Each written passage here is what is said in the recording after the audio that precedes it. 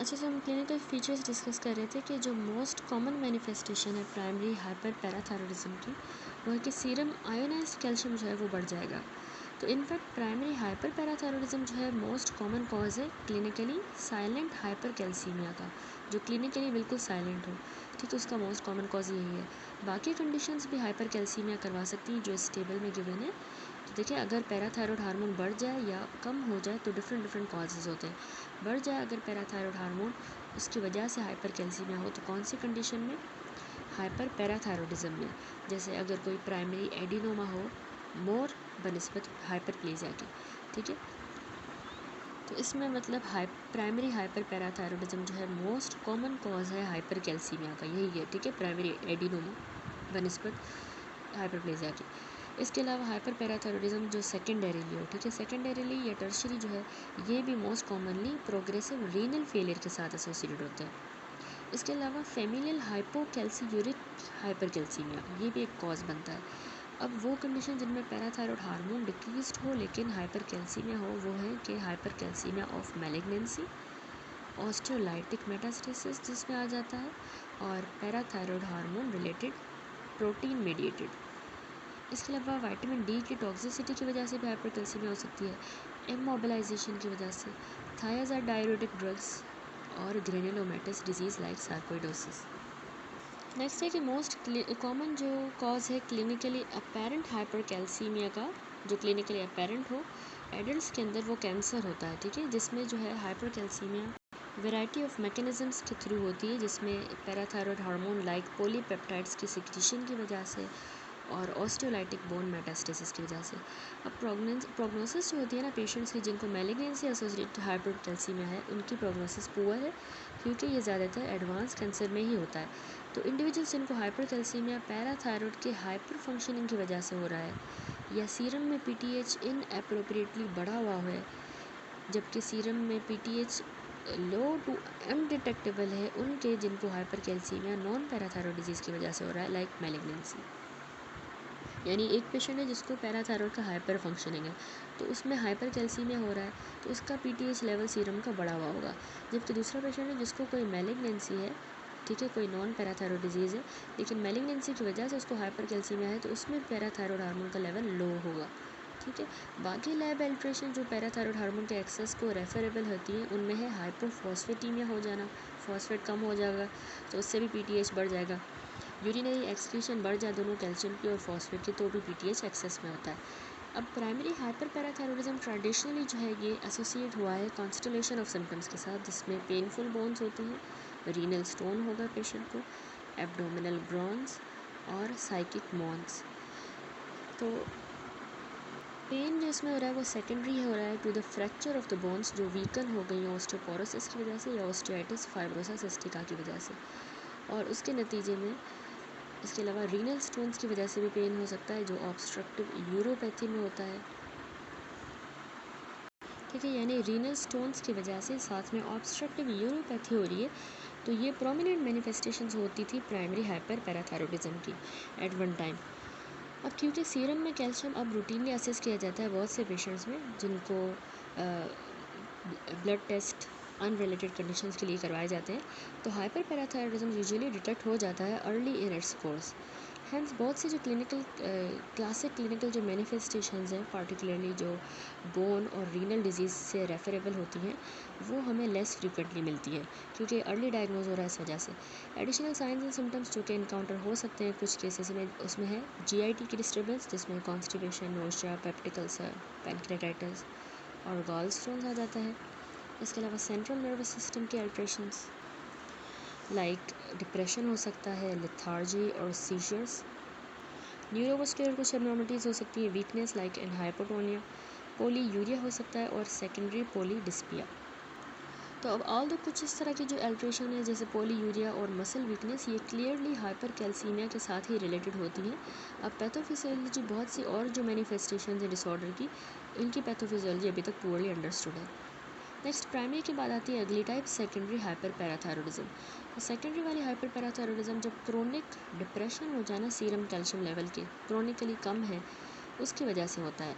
अब ये often renal failure में होता है, ठीक है। रीनल फेलियर की वजह से मतलब कैल्शियम लेवल बहुत ज़्यादा कम है, तो उसकी वजह से रीनल फेलियर हुआ है, उसकी वजह से कंपनसेटरी ओवर एक्टिविटी हो गई है पैराथायरॉइड्स की। ठीक है।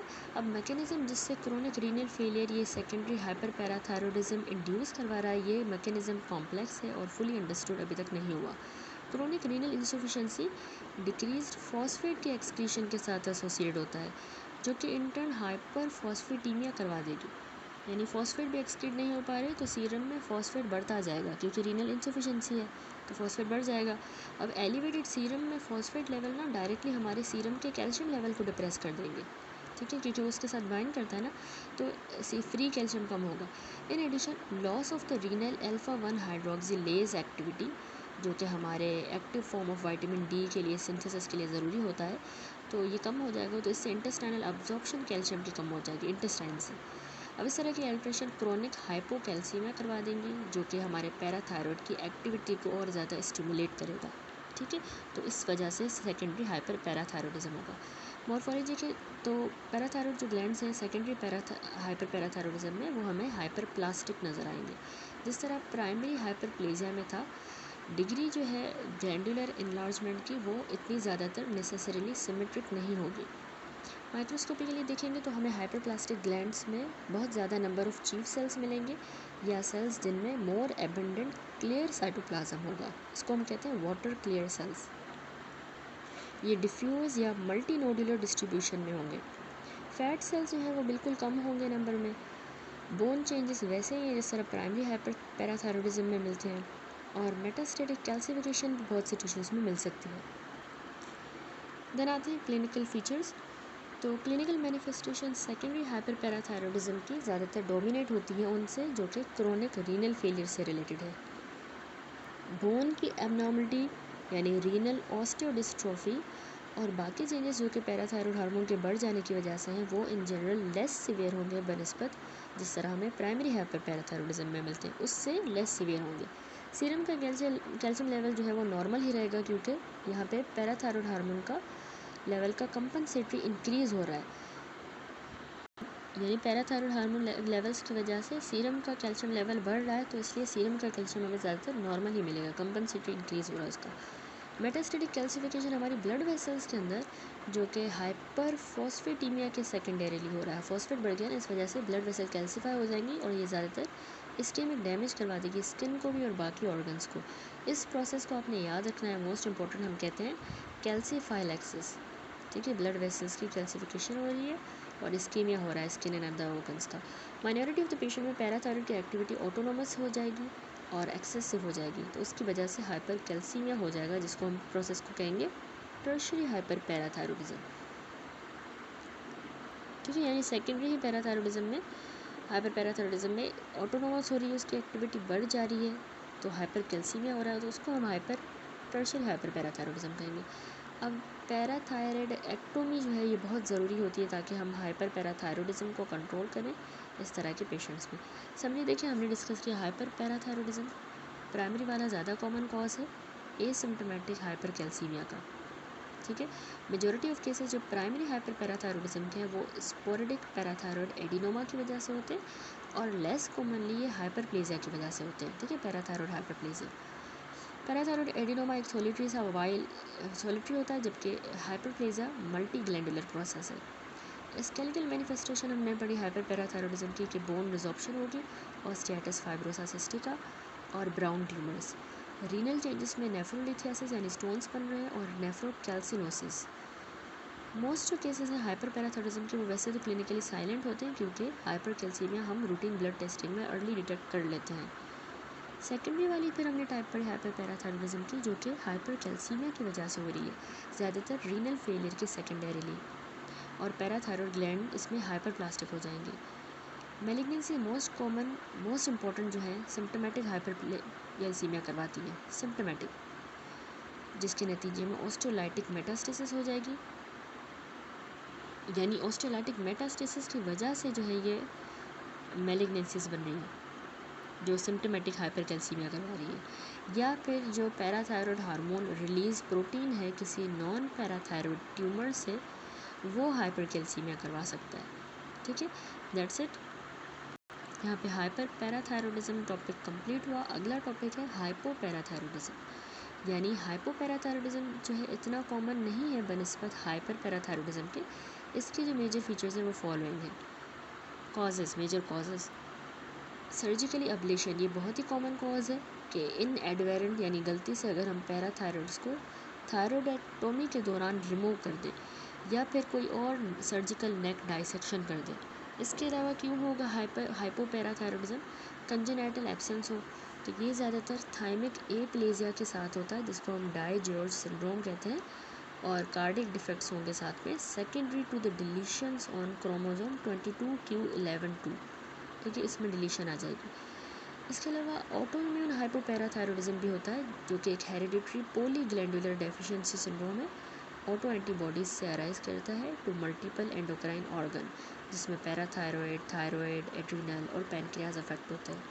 ये कंडीशन जब हमारे autoimmune regulator gene AIRE gene के अंदर म्यूटेशन आ जाए उसकी वजह से होता है, जो हम डिटेल में आगे डिस्कस करेंगे। ऑटोइम्यून एड्रिनलाइटिस में हम इसको देखेंगे। अब मेजर क्लिनिकल मैनिफेस्टेशन हाइपोपैराथायरॉयडिज्म की सेकेंडरी होंगी टू हाइपोकैल्सीमिया। या जाहिर सी बात है हाइपोपैराथायरॉयडिज्म में तो कैल्शियम कम हो रहा है, तो उसकी वजह से हमें मैनिफेस्टेशंस मिलेंगी। अक्यूट केसेस में क्या होगा कि जब मतलब जैसे सर्जिकली अगर एब्लेशन हो गई है तो बहुत ज़्यादा इंक्रीज कैल्शियम कम है तो न्यूरोमस्कुलर इरिटेबिलिटी बढ़ जाएगी, टिंगलिंग होगी, मसल स्पाजम, फेशियल ग्रीमेसिंग और कार्पोपेडल स्पाजम या टेटनी हो सकता है, ठीक है, sustained carpopedal spasm. Cardiac arrhythmias हो सकते हैं, कंडक्शन एब्नॉर्मलिटीज़। क्रोनिक वाले की अब अगर बात करें तो क्रोनिक हाइपोपैराथायरॉयडिज्म कैटरेक्ट करवा सकता है, कैल्सिफिकेशन हो जाएगी सेरेब्रल बेसल गैंग्लिया की, और इवन डेंटल एब्नॉर्मलिटीज़ भी हो सकती है। That's it. नेक्स्ट अब इस चैप्टर का टॉपिक है एंडोक्राइन पैनक्रियाज।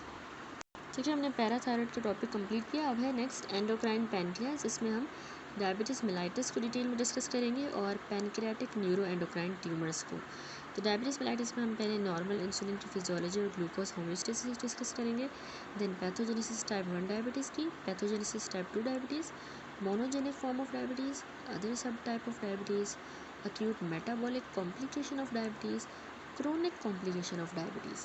तो सबसे पहले स्टार्ट करते हैं एंडोक्राइन पैनक्रियाज। अच्छा जी, एंडोक्राइन पैनक्रियाज जो है इसमें हमारे पास आइलेट ऑफ लैंगरहैन आ जाते हैं, जो कि 4 मेजर सेल टाइप्स होते हैं। उसके अंदर beta, alpha, delta and PP को हम पैनक्रियाटिक पॉलीपेप्टाइड सेल्स कहते हैं, ठीक है। तो बीटा सेल्स याद रखिएगा इंसुलिन बनाएंगे जो कि हमारी ग्लूकोज की यूटिलाइजेशन को रेगुलेट करेंगे टिश्यूज़ में, और ब्लड लेवल जो है ना ग्लूकोज का उसको कम करेंगे। ये हम डिस्कस करेंगे डिटेल में डायबिटीज़ वाले टॉपिक में।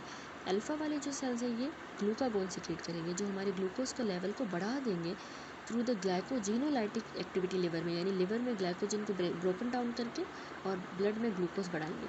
डेल्टा वाले सेल्स सोमेटोस्टेटिन को सिक्रीट करते हैं जो दोनों इंसुलिन को भी सप्रेस करता है और ग्लूकागोन के रिलीज़ को। पीपी सेल्स जो है ये पैनक्रियाटिक पॉलीपेप्टाइड सिक्रीट करेंगे जो कि एक्स्ट्रा सेवरल जो है गैस्ट्रो इंटेस्टाइनल इफेक्ट एक्सर्ट करेगा, जैसे कि हमारे गैस्ट्रिक एसिड की स्टिमुलेशन करेगा, सिक्रीशन करेगा, और इंटेस्टाइनल एंजाइम्स की भी जो कि इंटेस्टाइनल मोबिलिटी को इनहिबिट करेंगे।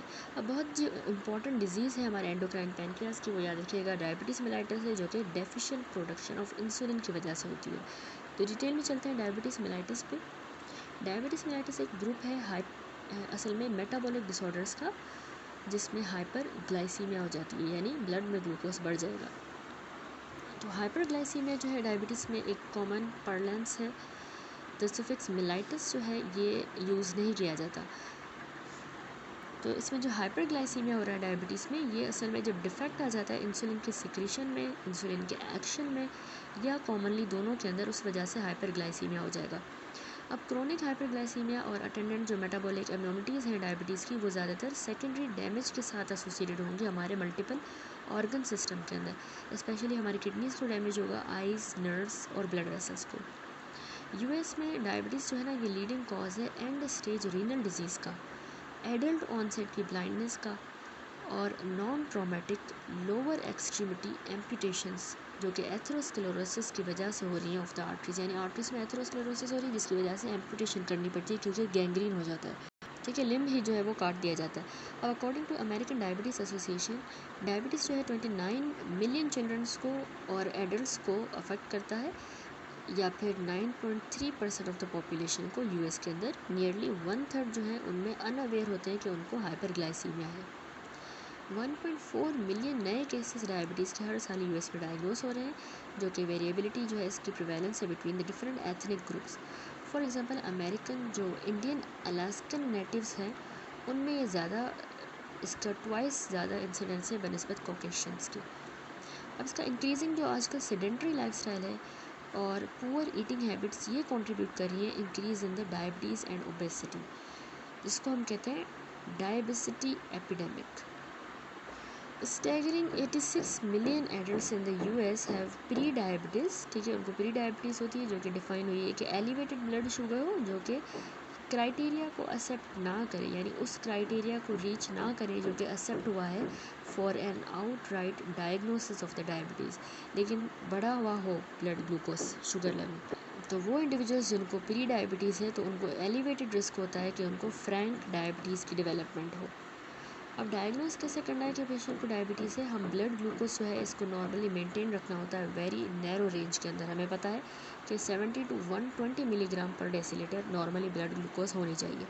American Diabetes Association ADA and World Health Organization के अकॉर्डिंग डायग्नोस्टिक जो क्राइटेरिया है डायबिटीज़ का, उसमें फॉलोइंग आ जाता है।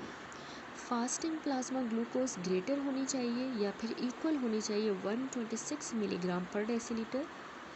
ठीक है, और या फिर इसको डायग्नोस करने के लिए, यानी नॉर्मल तो 70 to 120 है, लेकिन अब डायबिटीज़ को हम कैसे डायग्नोस करेंगे अगर पेशेंट की 126 मिलीग्राम पर डेसीलीटर जितनी या इससे ज़्यादा फास्टिंग प्लाज्मा ग्लूकोज है, या फिर नंबर 2 उसमें रैंडम जो प्लाज्मा ग्लूकोज है वो 200 मिलीग्राम पर डेसीलीटर जितनी या इससे ज़्यादा है।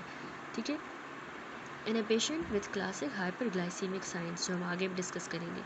नंबर 3, 2 आवर जो प्लाज्मा ग्लूकोज है वो ग्रेटर है या फिर इक्वल है 200 मिलीग्राम पर डेसीलीटर जितनी during an oral glucose tolerance test, जो हम ग्लूकोज दे के करवाते हैं। ठीक है, जिसमें लोडिंग डोज हम 75 ग्राम का देते हैं और 2 घंटों के बाद अगर हमें 200 मिल रही है तो मतलब वो डायबिटिक है पेशेंट। नंबर 4, ग्लाइकेटेड हीमोग्लोबिन, जिसको हम हीमोग्लोबिन A1C कहते हैं, उसका लेवल ग्रेटर हो या फिर इक्वल हो 6.5% जितना, ये बहुत ज़्यादा है तो ये ग्लाइकेटेड हीमोग्लोबिन फर्दर हम डिटेल में क्रोनिक कॉम्प्लिकेशन ऑफ डायबिटीज़ में डिस्कस करेंगे। तो ये चारों जो है डायग्नोस्टिक पॉइंट हैं ADA एंड WHO के अकॉर्डिंग फॉर द डायबिटीज़। अब सारे जो टेस्ट हैं except the random blood glucose test in a patient जिसको हाइपरग्लाइसीमिक साइंस हैं, तो उनमें ये सारे टेस्ट हमें रिपीट करने होंगे सेपरेट डेज पे, ताकि कंफर्म किया जा सके। तो ऑफ नोट मैनी जो अक्यूट कंडीशंस हैं वो एसोसिएटेड होती है स्ट्रेस के साथ भी, जैसे सीवियर अगर किसी को इन्फेक्शन हो गया हो, बर्न या ट्रॉमा, तो उससे भी तो ट्रांजिएंट हाइपरग्लाइसीमिया हो जाता है, क्योंकि सिक्रीशन हो रही होती है हार्मोन्स की, लाइक कैटेकोलामीन्स की, कॉर्टिसोल्स की, जो इंसुलिन के इफ़ेक्ट को अपोज करते हैं। तो इसीलिए हमें ये टेस्ट जो है सिवाय रैंडम ब्लड ग्लूकोज के बाकी हमें रिपीट करने होते हैं सेवरल डेज़ की इंटरवल के बाद। अब डायग्नोसिस जो है डायबिटीज़ की रिक्वायर करती है कि हमें परसिस्टेंस मिले हाइपरग्लाइसीमिया की और उसके बाद रेजोल्यूशन हो जाए अक्यूट इलनेस की। यानी जब कोई भी अक्यूट इलनेस अगर हुई है तो उसकी रेजोल्यूशन के बाद भी हमें परसिस्टेंट हाइपरग्लाइसीमिया मिल रहा है, तो इससे हम डायग्नोस करते हैं। Impaired glucose tolerance test pre diabetes, ये डिफ़ाइन हुआ है कि यानी फास्टिंग वाला जो प्लाज्मा ग्लूकोज है वो 100 से 125 मिलीग्राम पर डेसीलीटर के दरमियान होना चाहिए। ठीक है, इसको हम कहते हैं इम्पेयर्ड फास्टिंग ग्लूकोज।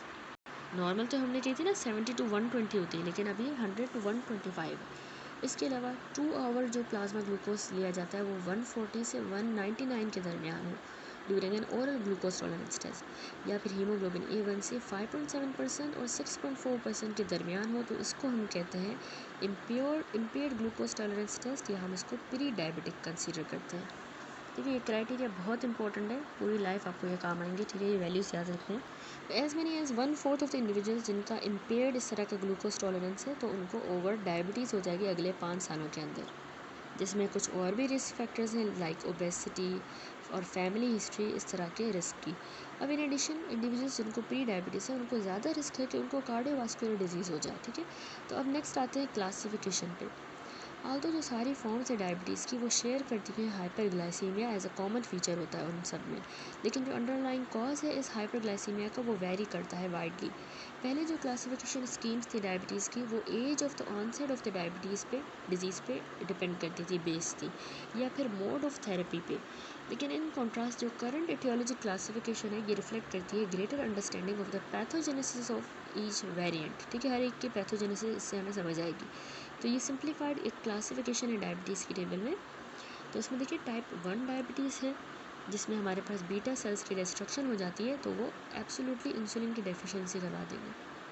इसके अलावा टाइप 2 डायबिटीज़ हमें पता है कि इसमें इंसुलिन की रेजिस्टेंस हो जाती है और बीटा सेल का डिसफंक्शन होता है।